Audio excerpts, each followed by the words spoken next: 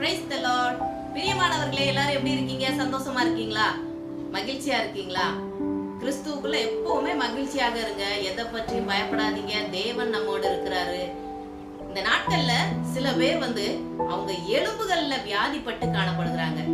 மருத்துவர்களால கைவிடப்பட்ட நிலைமையில எலும்புகள்ல பலன் இல்லாம இருக்கிறாங்க. அவங்களுக்கு இன்றைக்கு ஒரு நற்செய்தி தேவன் கொடுக்கிறார். ஏசாயா 58ஆம் அதிகாரம் 11ஆம் வசனம். அங்கே நம்ம என்ன வாசிக்கிறோம்? உன் எலும்புகளை நினமுள்ளது ஆக்குவார் என்று நம்ம பார்க்கிறோம். பிரியமானவர்களே, இன்றைக்கு தேவன் உங்களுக்கு வாக்கு கொடுக்கிறார்.